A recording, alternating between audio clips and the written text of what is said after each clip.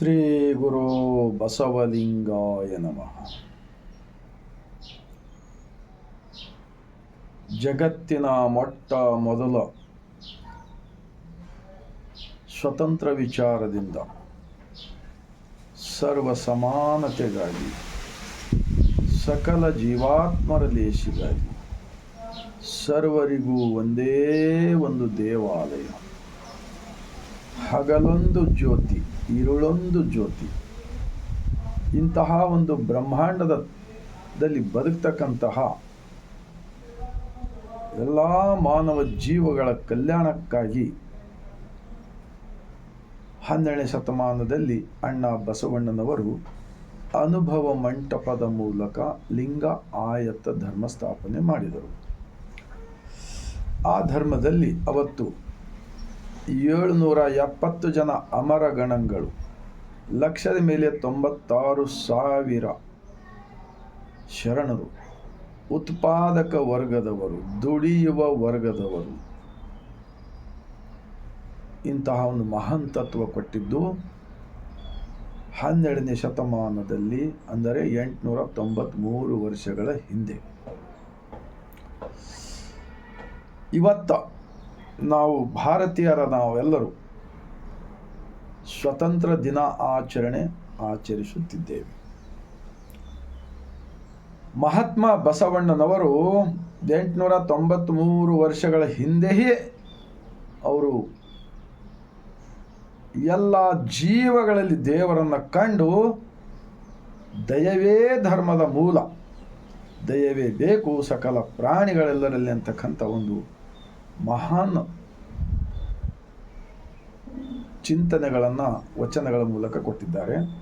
ಅಂತಹ ಮಹಾತ್ಮ ಬಸವಣ್ಣನವರ ವಿಚಾರದೊಂದಿಗೆ ಇವತ್ತ ಸ್ವತಂತ್ರ ಭಾರತ ದೇಶದಲ್ಲಿರ್ತಕ್ಕಂಥ ಸರ್ವರಿಗೂ ಅಣ್ಣ ಬಸವಣ್ಣನ ನಾಡು, ಅನುಭವ ಮಂಟಪ, ಶರಣರ ನಾಡು, ಬಸವ ಕಲ್ಯಾಣದ ಭೂಮಿಲಿಂದ ಸರ್ವರಿಗೂ ಸ್ವತಂತ್ರ ಭಾರತ ದೇಶದ ಸ್ವತಂತ್ರ ದಿನಾಚರಣೆಯ ಶುಭಾಶಯಗಳೊಂದಿಗೆ ಸರ್ವರಿಗೂ ಶರಣು. ಒಂದು ಮಹಾತ್ಮ ಬಸವಣ್ಣನವರ ವಚನ: ವೇದಶಾಸ್ತ್ರದವರ ಹಿರಿಯರೆನ್ನೇನು, ಮಾಯಾ ಭ್ರಾಂತಿ ಕವಿದ ಗೀತಜ್ಞರ ಹಿರಿಯರೆನ್ನೇನು, ಇವರು ಹಿರಿಯರುಗಳೇ ಯಾಗ ನಟ್ಟು ವಿಗಪಾಣರು, ಇದರಕ್ಕಿಂತ ಅಧಿಕ ಸಾಧಿಸಿದವರೇನು ಕಿರಿಯರೇ, ಇಂತು ವಿದ್ಯಾ ಗುಣ ಜ್ಞಾನ ಧರ್ಮ ಆಚಾರಶೀಲಗಳು ನಮ್ಮ ಕೂಡಲ ಸಂಗನ ಶರಣರು ಸಾಧಿಸಿದ ಸಾಧನೆಯನ್ನೇ ಸಾಧಿಸುವುದು. ಆದ್ದರಿಂದ ಈಗ ಭಾರತ ದೇಶದಲ್ಲಿ ಜಾತೀಯತೆ, ಮೇಲು ಕೀಳು, ಭೇದ ಭಾವ ಅನೇಕ ಸಮಸ್ಯೆಯನ್ನು ಎದುರಿಸುತ್ತಿದೆ ಭಾರತೀಯರು. ನಾವೆಲ್ಲರೂ ಮುಂಜಾನೆಯಿಂದ ಸಾಯಂಕಾಲದವರೆಗೆ ಜಗಳ, ಕೊಲೆ, ಸುಲಿಗೆ, ಮೋಸ, ವಂಚನೆ ನಡೀತಾ ಇವೆ.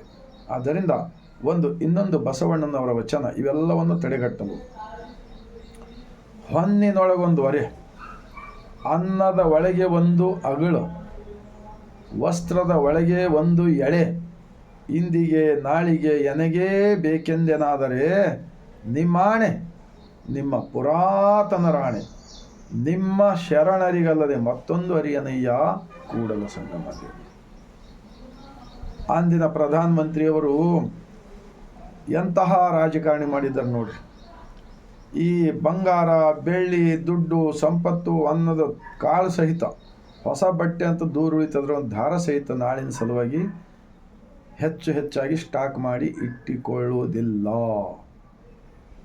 ಅದು ಏನಾದರೂ ನನ್ನ ಕರ್ತವ್ಯದಿಂದ ಬಂದಿದ್ದರೆ ಅದು ಅನುಭವ ಮಂಟಪದಲ್ಲಿ ಸಮಾಜದ ಶರಣರಿಗೆ ಹಂಚುವ ಕೆಲಸ ಮಾಡಿದರು ಬಸವಣ್ಣನವರು.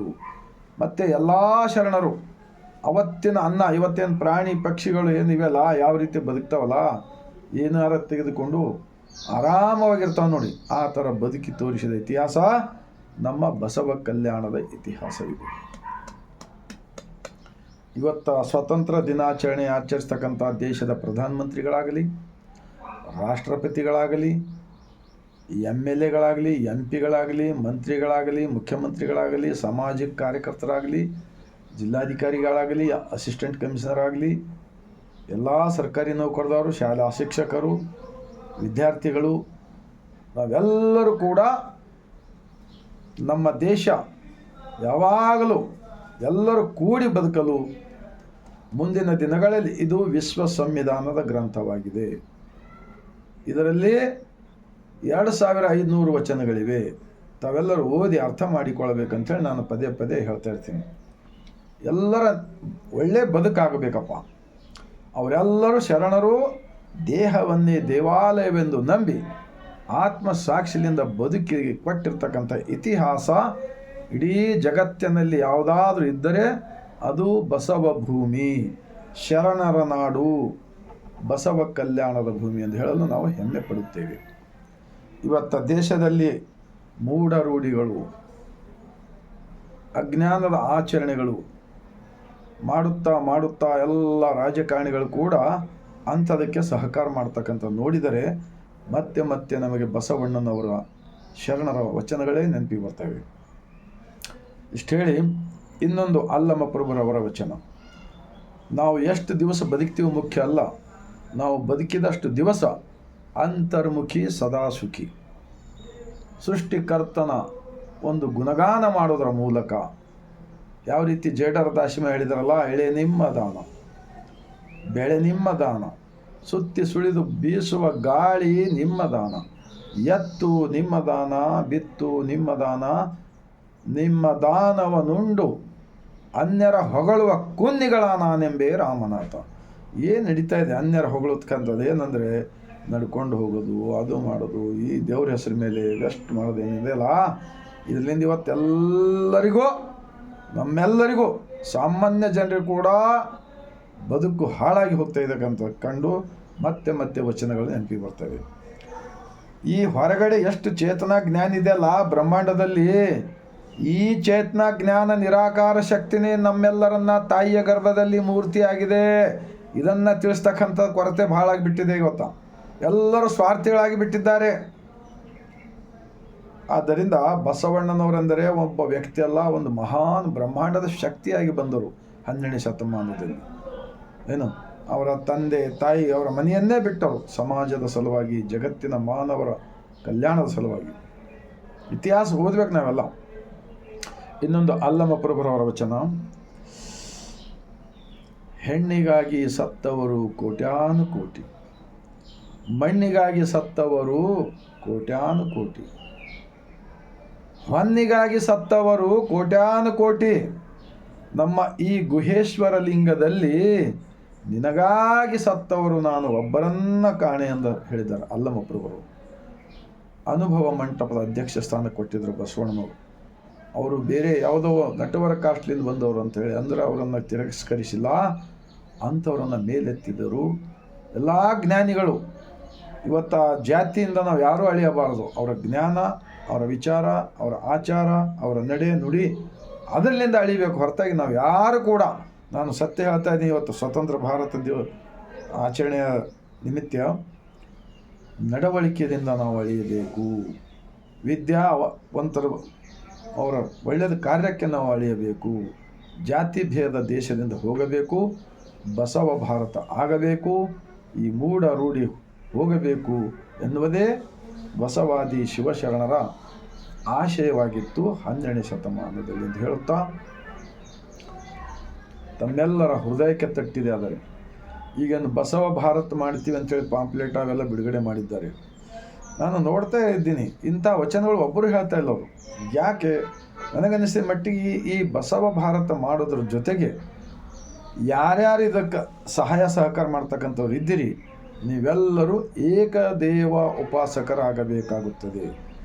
ಎದೆಯ ಮೇಲೆ ಇಷ್ಟಲಿಂಗ, ರುದ್ರಾಕ್ಷಿ, ಹಣೆಯ ಮೇಲೆ ವಿಭೂತಿ ಹಚ್ಚಿಕೊಂಡು ಈ ತತ್ವ ಮಾಡಲು ಮುಂದೆ ಬರಬೇಕು ಹೊರತಾಗಿ ಮತ್ತೇನೇನೋ ಒಂದು ಒಳಗುಟ್ಟಿಟ್ಟುಕೊಂಡು ರಾಜನೀತಿ ಇಟ್ಟುಕೊಂಡು ಮಾಡಿದರೆ ನಮ್ಮ ಶರಣರಿಗೆ ದ್ರೋಹ ಬಗೆದಂತಾಗುತ್ತದೆ ಎಂದು ಈ ಮೂಲಕ ನಾನು ವಿನಂತಿಸಿಕೊಳ್ತಾ, ಸ್ವತಂತ್ರ ದಿನಾಚರಣೆಯ ನಿಮಿತ್ತವಾಗಿ ಇಡೀ ಭಾರತ ದೇಶದಲ್ಲಿರತಕ್ಕಂಥ 150 ಕೋಟಿ ಭಾರತೀಯರಿಗೆ ಬಸವಣ್ಣನ ನಾಡಿನಿಂದ ಶರಣುಗಳನ್ನು ಸಲ್ಲಿಸುತ್ತಾ ನಿಮ್ಮೆಲ್ಲರ ಹೃದಯಕ್ಕೆ ತಟ್ಟಿದೆ. ಆದರೆ ಈ ಕ್ಷಣದಿಂದಲೇ ನೀವೆಲ್ಲರೂ ವಚನಗಳನ್ನು ಓದಿರಿ. 33 ಭಾಷೆಗಳಲ್ಲಿ ಸಿಗುತ್ತವೆ. ಮನಸ್ಸಿನಲ್ಲಿರ್ತಕ್ಕಂಥ ಅಜ್ಞಾನದ ಕಸವನ್ನು ತೆಗೆದು ಹಾಕಿದರೆ ಮಾತ್ರ ಆ ಬಸವ ಭಾರತ ಮಾಡಿದ್ದಕ್ಕೆ ಸಾರ್ಥಕವಾಗುತ್ತದೆ ಎಂದು ಹೇಳುತ್ತಾ ತಮ್ಮೆಲ್ಲರಿಗೂ ಮತ್ತೊಮ್ಮೆ ಬಸವಣ್ಣನ ನಾಡು ಅನುಭವ ಮಂಟಪದ ಭೂಮಿಲಿಂದ ಸರ್ವರಿಗೂ ಬಾಗಿದ ತಲೆ ಮುಗಿದ ಕೈಲಿಂದ ಶರಣು.